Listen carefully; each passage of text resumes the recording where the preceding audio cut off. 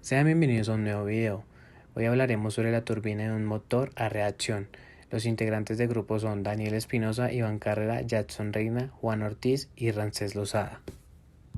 La turbina tiene la función de proporcionar la potencia para accionar el compresor y los accesorios, y en el caso de los motores que no utilicen únicamente un chorro de propulsión, proporciona la potencia del eje de la hélice del rotor. En este caso, el proceso de intervalo grandes esfuerzos y para una operación eficiente de las puntas de las palas de la turbina pueden girar a velocidades superiores a 1500 pies por segundo y puede alcanzar una velocidad de más de 2500 pies por segundo en partes de turbina. Para producir el par de motor, la turbina puede constar de varias etapas, cada una de las cuales emplea una fila de alaves, guía de boquilla estacionaria y una fila de alaves móviles. El número de etapas depende de la relación entre la potencia requerida del flujo de gas, la velocidad de rotación a la que debe producirse y el diámetro de la turbina permitido. En los motores de ventilador de alta presión de bypass que cuentan con un sistema de presión intermedia se puede interponer otra turbina entre las turbinas de alta baja presión, formando así un sistema de triple cierre. En algunos motores, el par del motor se deriva en una turbina de potencia libre. La velocidad media de las palas de una turbina tiene un efecto considerable sobre la máxima eficiencia posible para la salida de la etapa determinada. La tensión en el disco de la turbina aumenta con el cuadro de velocidad. Por lo tanto, para mantener el mismo nivel de la tensión a una velocidad más alta, el grosor de la sección y por lo tanto el peso debe aumentarse desproporcionalmente. En el tipo de reacción, las paletas de guía de la boquilla fija están diseñadas para alterar la dirección del flujo de gas sin cambiar la presión. Los pasos de las palas convergentes experimentan una fuerza de reacción resultante de la expansión y aceleración del gas. Las palas de la turbina de reacción, pero la combinación de impulso-reacción la proporciona cada principio incorporado en el diseño de una turbina depende de gran medida del tipo de motor en el que opera la turbina, pero en general se trata de un 50% impulso y un 50% de reacción.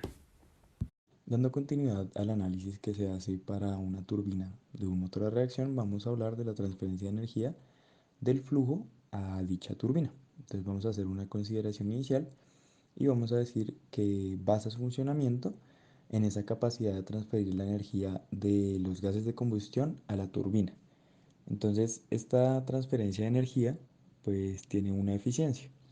Idealmente tendría que ser del 100%, pero no es un caso ideal y esta eficiencia baja debido a pérdidas termodinámicas, pérdidas por diferenciales de presión, pérdidas mecánicas y aerodinámicas. Lo siguiente que vamos a decir es que cuando el gas se expande a través de la turbina por medio de ciertas geometrías, la turbina, por así decirlo, roba energía a ese flujo.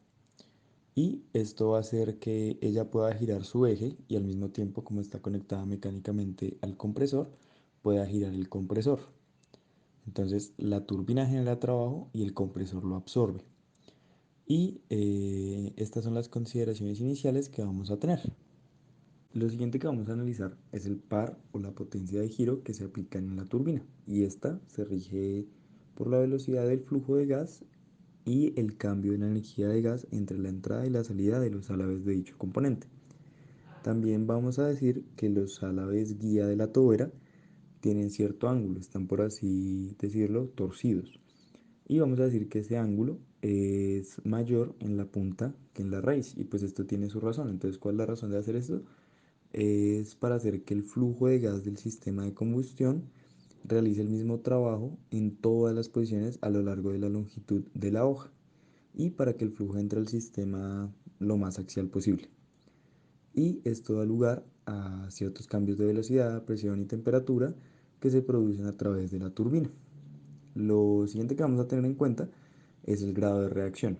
Entonces este varía de la raíz a la punta y va a ser menor en la raíz y mayor en la punta, teniendo la sección media un valor de alrededor del 50%. Y lo último que vamos a tener en cuenta es la eficiencia de turbina. Como habíamos dicho antes, nunca va a ser del 100%, pero pues no dijimos por qué.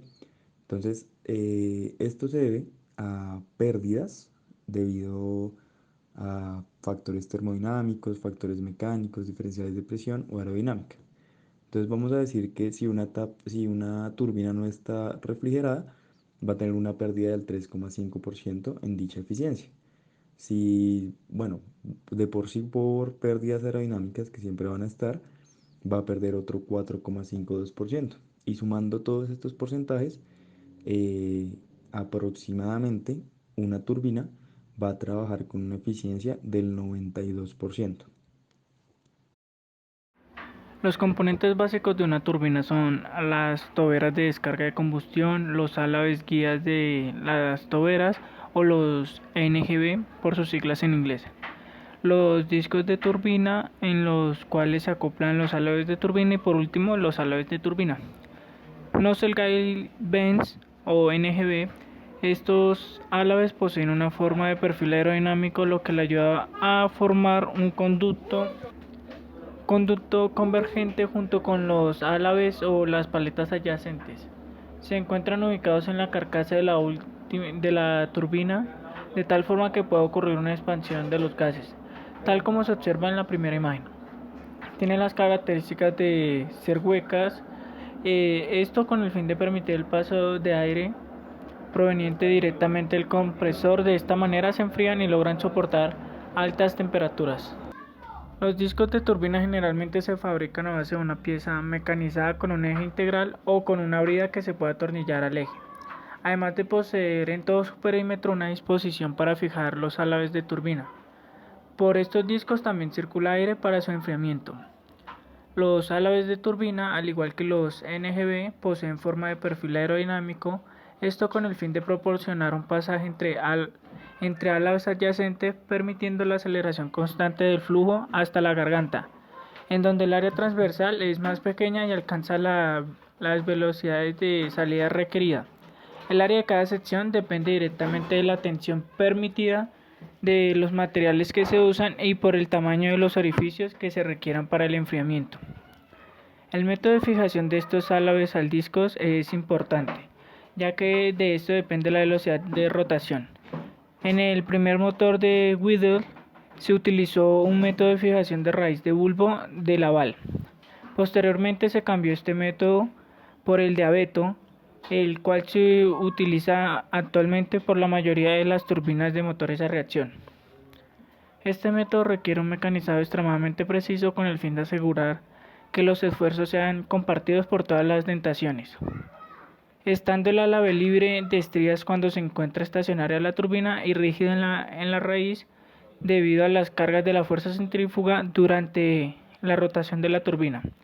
También existe otro método poco utilizado como es el de BMW. Turbina contrarrotante. Bueno, en la figura que observamos se muestra una contrarrotación de dos etapas. Una turbina de potencia libre accionando un ventilador trasero contrarrotante. Este diseño tiene solo una fila de guías de boquillas estáticas. Las restantes paletas de la guía de la boquilla están en efecto en una carcasa giratoria que giran en la dirección opuesta a la rotación del tambor. Y las turbinas contrarrotantes se puede decir que operan a muchas altas cargas que las turbinas convencionales. Los discos de aleación dual se imponen tensiones muy elevadas a la hoja de la fijación de las raíces de las turbinas de alta velocidad de trabajo, que hacen métodos convencionales de fijación de la hoja poco práctico. También se le puede llamar un disco de aleación dual o blitz, como se muestra en la figura. Tiene un anillo de álabes de turbina fundidos adheridos al disco, o este tipo de turbina es adecuado para pequeños y altos motores de helicópteros de baja potencia. El emparejamiento de compresor y turbina pues es una etapa donde se debe tener muy cuidado al emparejar el compresor con la turbina, pues esto vende para obtener la máxima eficiencia y rendimiento del motor. Pues da un ejemplo de las paletas de la guía de la boquilla, permitiendo un flujo máximo demasiado bajo, y luego un retroceso a la presión aumentaría haciendo que el compresor se estrangulara. Materiales. Bueno, entre los obstáculos en la forma de utilizar mayor las temperaturas de entrada, pues en la turbina siempre ha sido uno de los efectos de las altas temperaturas entre las boquillas de las paletas y los álabes de la turbina. pues ya que a alta velocidad de rotación que imparte tensión de tracción en el disco de la turbina, las cuchillas también son un factor limitante para el movimiento en las altas velocidades de rotación. Bueno, las paletas de guía de boquilla, que es el siguiente tema. Bueno, debido a esto, por su condición estática, la guía de boquilla, las paletas no soportan la misma tensión de rotación que las palas de la turbina. Por lo tanto, la resistencia al calor es la propiedad más requerida. Pues ya estos se utilizan aleaciones de níquel una vez para evitar que se derrita. También utilizan unos revestimientos cerámicos pues para mejorar la resistencia al calor y así las propiedades del elemento. Y así mejorar la eficiencia del motor. Disco de turbina. Una característica principal del disco de turbina es que éste debe girar a una alta velocidad con un ambiente fresco, ya que éste está sujeto a altas tensiones rotacionales. La vida útil de este disco está limitada por su resistencia a la fatiga. Mucho antes, estos discos eran fabricados en aceros ferríticos, pero en la actualidad se usan aleaciones a base de níquel, lo que incrementa los elementos de aleación y las propiedades de los discos de turbina. Cuchillas de turbina. Para las cuchillas de las turbinas, mientras estas están a unas muy altas temperaturas, deben ser capaces de soportar grandes cargas centrífugas que se producen debido a la rotación a alta velocidad. Luego está la pala de turbina pequeña, la cual puede ejercer una carga de más de 2 toneladas y la cual debe soportar grandes cargas de flexión aplicadas por el gas. Estos componentes deben ser muy resistentes a la fatiga para que así no fallen bajo la influencia de altas fluctuaciones. Deben resistir a la corrosión y a la oxidación.